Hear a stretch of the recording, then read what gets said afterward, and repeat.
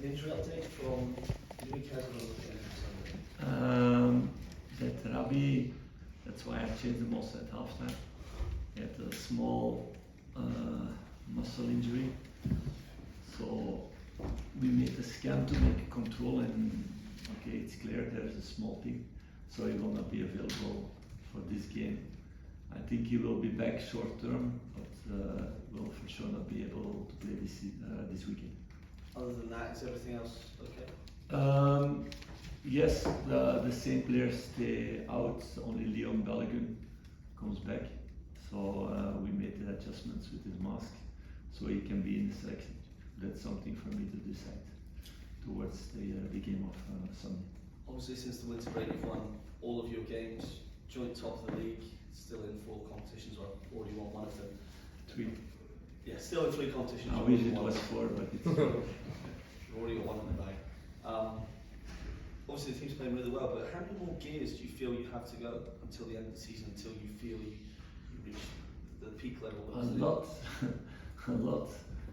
There's still much to become better. One thing, we have 3 new players who are just in the building. Fabio a little bit longer, but Oscar and Dio, they're just here. So they need to get used of everything, how to play, how their teammates run, the timings, to do the right things together. Although they do already a lot of good things, and they stepped really fast into the story, but a lot of to improve there. We had a lot of players. At one moment in December, it was 11 or 12 players injured. And we have several players who come out of a long-term injury, so they're not at their top for the moment. And I think I don't have the feeling there's one player in this squad who is like this is his maximum and he cannot become better. I don't have that idea. So there's still a lot of progression to make, and for sure in our work together to have the right timings and to do the right things at the right moments. You expecting a tough game up at St Johnstone on Sunday? Yeah, of course. It's always special. The away games, different kind of surface than at Ibrox, and teams who are super motivated to play against Rangers, because you know the longer you have a series of games that you win, the more the opponents are hungry to break that. So no, it's going to be a hard game, you know. Can I ask you about the VAR stuff that came out from yesterday, Philippe? 13 incidents where the wrong decisions were claimed to have been made.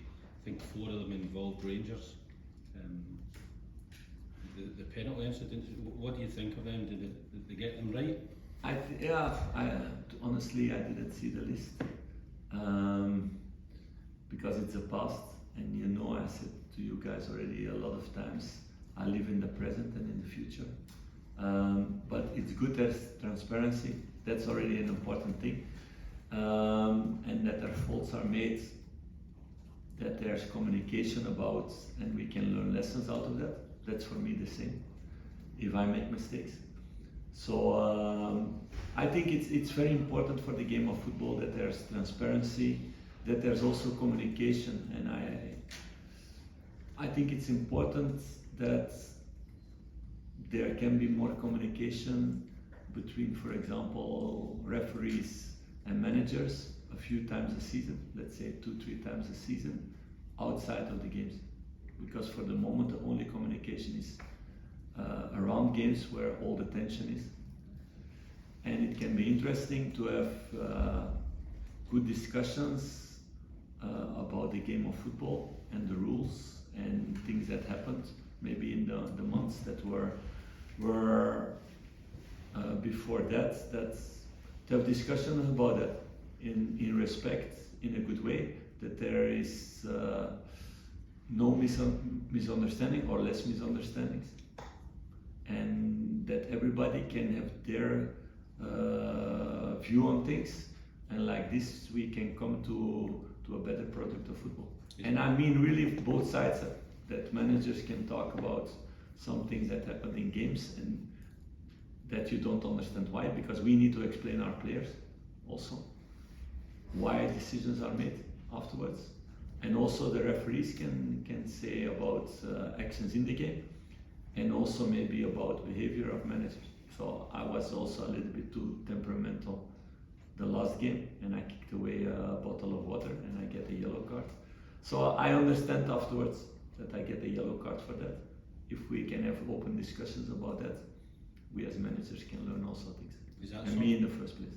Is that something that happened in previous countries you managed in, or just something you would like to see? We did it in Belgium once or two times, and it was really interesting because it's a different relationship with the games. There's always a lot of tension and everybody's really focused on their job. But I think it's important to have good communication between each other and see each other also sometimes in a different way. I think it can be something that's interesting for Scottish football and for the product of the football. You spoke there about the challenges of playing St Johnstone and the pitch or different type of surface and the players used to Ibrox. Can I just ask what you've made of the general standard of playing surfaces in Scotland since you came here? That there's still some work to do, and I think you see in all the top leagues that there are really high standards now about surface, because football is a product and we are an entertainment sector, you guys all know. So the better the product is, the more it's worth also. You see where are the best pitches in the best competitions, and I think Premier League is there a big example. So the standards from federation, I think, are really high towards the pitches. It's also the better football you give, the more money you will get from television also, because people like to watch that more than when the ball bounces 3 times every pass you give, because you don't have a good product. So it's an important thing to raise the standards in that way. I think there are a few pitches in Scotland who don't have and for sure during winter, don't have the quality that the teams want. For example, in St Mirren, I heard this from the people themselves. They were not happy about that because they wanted to play better football on the pitch, but it was not possible. So it's something to invest in, for sure. And it will make the product of football better and Scottish football better also in that way. Does it surprise you that clubs haven't been perhaps investing enough into their pitches? No, I don't want to go in that discussion. That's not my role. That's not my role. My role is to see that everything goes well here.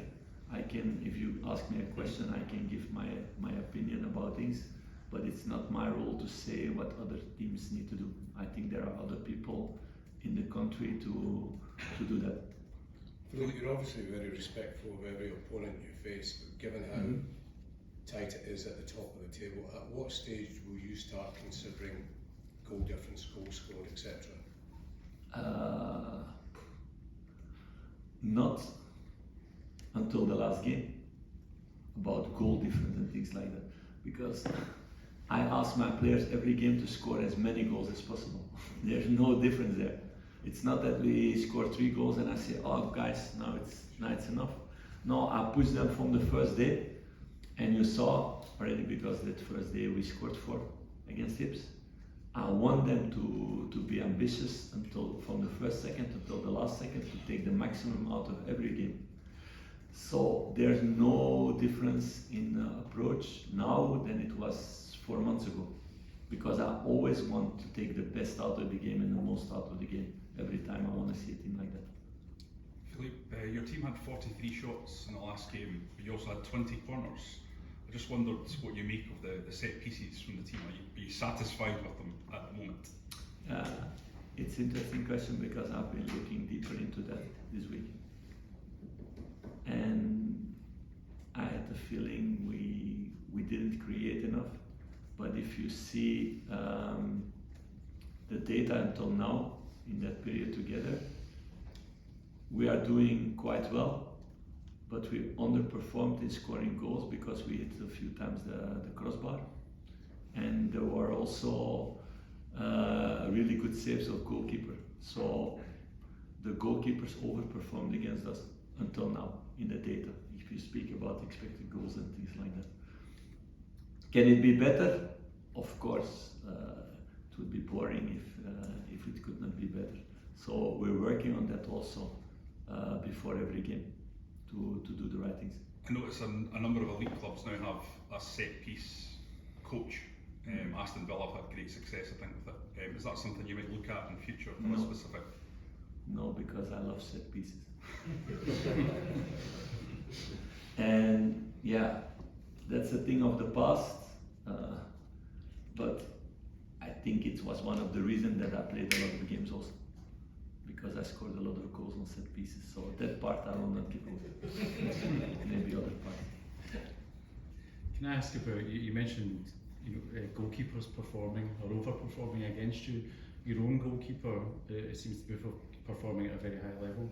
How do you rate him in terms of the guys you've managed or even played in front of, and what does he bring to your team that allows you to play the way you want? It's a really interesting question. Interesting press conference like that. If I say because as a manager I cannot say much because I'm not that long a manager. It's only my 7th season now. If I say player and manager, everything together, and assistant manager, all this period, I would say he's the best together with Mignolet, or out of this more than 30 years. Hard to think about that, but no, that's reality. The Czech together with Simon are the 2 best I ever met until now. So highly then, you rate him very highly? Yeah, very highly. In terms yeah, of... but if people are talking about being in the England squad, that says enough, I think. Because for me, England will be one of the favourites now to win. So no, he's a really, really top goalkeeper for me. And not only that, but also top personality, because you can be a really good goalkeeper, but not, for example, be a leader in the dressing room.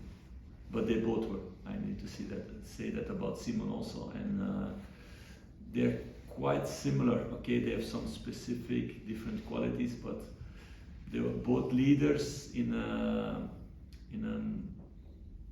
way with a lot of authority, but really natural, not like forced. I like both of the personalities. Would it be a fitting reward if he is recalled by Gareth Southgate? Yes, but that stays, what I said already a few times, that stays the decision of Mr. Southgate. He knows all the other goalkeepers. I don't watch all those games, so I cannot make comparison. But I can only say one thing: Jack is totally ready. Point. And that's what I see every day, and every game he's proving that. He almost didn't have any downfall in that in all those 4 months together. So he's a really, really top class goalkeeper for me. Philippe, is there any update on Kemar Roofe's time frame when he will be back available? No, not yet, because we are going like really step by step. He trained today the first time, but with the second team. So that was the first step to really make step by step to let it grow and to be sure he comes back in a good way. Could he be back, within? No, I don't want to take a time frame on that, because then I put pressure on my medical staff and on Kemar about that. I want him to be 100% fit when he's with me, and before that he's working with them. Of course, with always my eye on that, because he still can be very important this season.